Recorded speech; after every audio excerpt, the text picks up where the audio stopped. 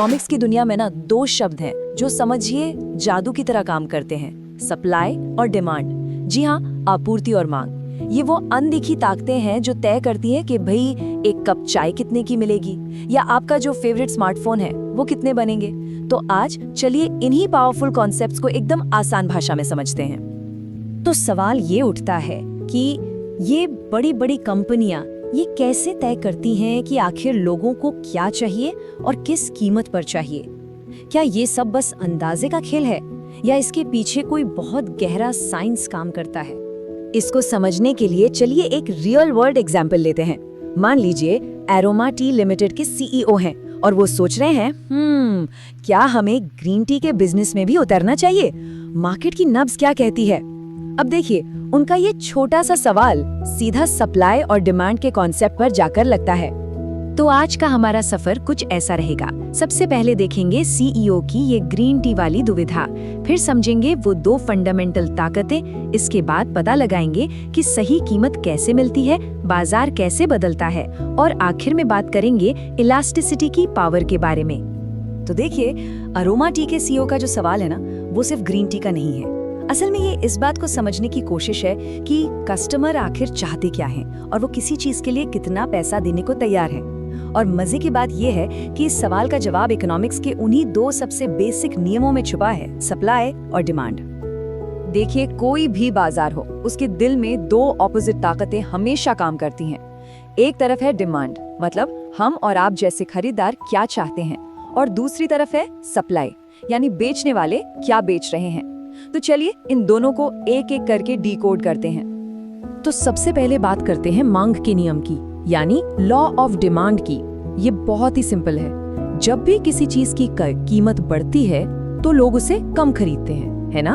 और जब वही चीज सस्ती हो जाती है तो ज्यादा खरीदते हैं। मतलब कीमत और मांग के बीच एक उल्टा रिश्ता है। बस यही है मांग का नियम। आइए इसे एक आइसक्रीम के एग्जाम्पल से समझते हैं। इस टेबल को देखिए। जब एक कप आइसक्रीम 60 रुपए की है तो कोई नहीं खरीद रहा, डिमांड 0 है। लेकिन जैसे जैसे कीमत कम होती जाती है, 40 रुपए पर 4 कप, 20 पर 8 कप, और जब कीमत सिर्फ 10 रुपए हो जाती है तो डिमांड बढ़कर 10 कप हो जाती है। बिल्कुल सीधा सा हिसाब है ना? अच्छा, अब अगर हम इसी टेबल के नंबर्स को एक ग्राफ पर डाल दें तो हमें एक ऐसी लाइन मिलती है जो ऊपर से नीचे की तरफ जा रही है। इकोनॉमिक्स की भाषा में इसी को हम डिमांड कर्व कहते हैं। और इसका ये नीचे की तरफ जाना ही हमें दिखाता है कि कीमत और मांग का रिश्ता उल्टा है। चलिए अब सिक्के का दूसरा पहलू देखते हैं, यानी द लॉ ऑफ सप्लाई या आपूर्ति का नियम। ये डिमांड के नियम का ठीक उल्टा है। सोचिए, आप एक दुकानदार हैं। जब किसी चीज की कीमत बढ़ती है तो आपको ज्यादा फायदा होगा, है ना? तो आप उसे ज्यादा बेचना चाहेंगे। बस यही है आपूर्ति का नियम। कीमत ज्यादा तो सप्लाई भी ज्यादा। तो एक तरफ है लॉ ऑफ डिमांड, प्राइस ऊपर डिमांड नीचे, और दूसरी तरफ है लॉ ऑफ सप्लाई, प्राइस ऊपर सप्लाई भी ऊपर। एक इनवर्स रिलेशन, दूसरा डायरेक्ट। और यही दोनों ताकतें हैं जो बाजार में हमेशा एक दूसरे से भिड़ती रहती हैं। अब सवाल ये है कि जब खरीदार चाहता है कम से कम दाम देना और बेचने वाला चाहता है ज्यादा से ज्यादा कमाना, तो सौदा होता कैसे है? यहीं पर इकोनॉमिक्स का एक बहुत ही खूबसूरत कॉन्सेप्ट आता है, जिसे हम कहते हैं इक्विलिब्रियम या संतुलन। ये इक्विलिब्रियम प्राइस, समझिए, वो जादुई पॉइंट है, वो मीठा स्पॉट जहां जितनी चीजें लोग खरीदना चाहते हैं उतनी ही चीजें दुकानदार बेचने को तैयार हैं।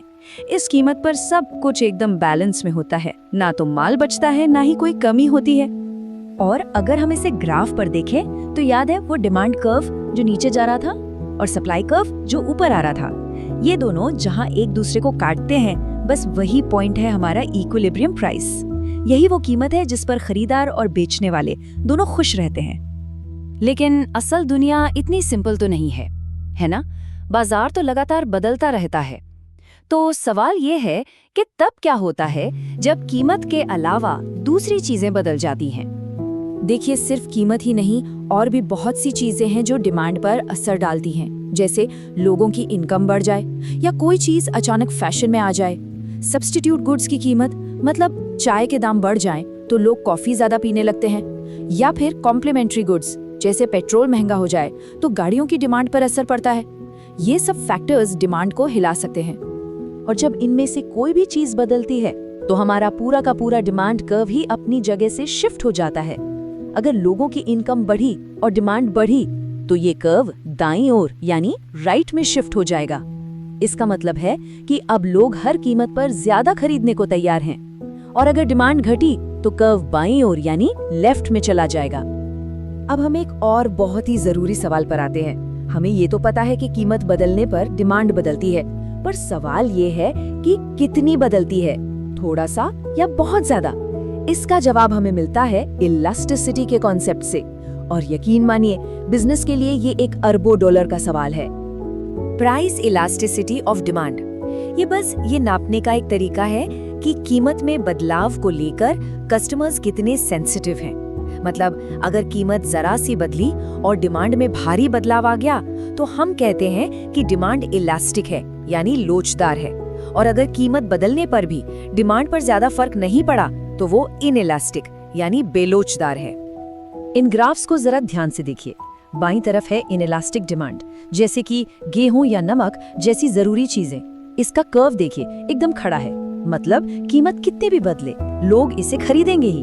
और दाईं तरफ है इलास्टिक डिमांड, जैसे कोई महंगी घड़ी या कार। इसका कर्व देखिए, काफी फ्लैट है।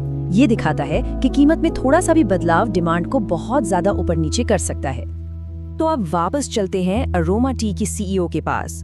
उन्हें यही तो पता लगाना है कि उनके कस्टमर्स के लिए ग्रीन टी क्या है, एक जरूरत या एक लग्जरी। अगर ये एक लग्जरी है तो प्राइसिंग को लेकर उन्हें बहुत ज्यादा सावधान रहना होगा, लेकिन अगर ये लोगों के लिए एक जरूरत बन चुकी है तो फिर प्राइस सेट करने में उनके पास ज्यादा फ्लेक्सिबिलिटी होगी। तो आखिर में बात यह है कि सप्लाई और डिमांड का नियम सिर्फ किताबों में पढ़ने वाली कोई थ्योरी नहीं है, ये एक बहुत पावरफुल टूल है। ये बिजनेस को मार्केट समझने और आने वाले कल के लिए सही फैसले लेने में मदद करता है। ये एक तरह से मार्केट की भाषा को डिकोड करने जैसा है। हाँ, ये बात जरूर है कि ये सारा मॉडल एक परफेक्ट मार्केट को ध्यान में रखकर बनाया गया है, पर असल दुनिया में क्या होता है, जहाँ किसी एक कंपनी का राज हो, मतलब मोनोपोली हो, या जब सरकार बीच में आ जाती है। खैर, ये सवाल हमें इकोनॉमिक्स की और भी गहरी और दिलचस्प दुनिया में ले जाता है।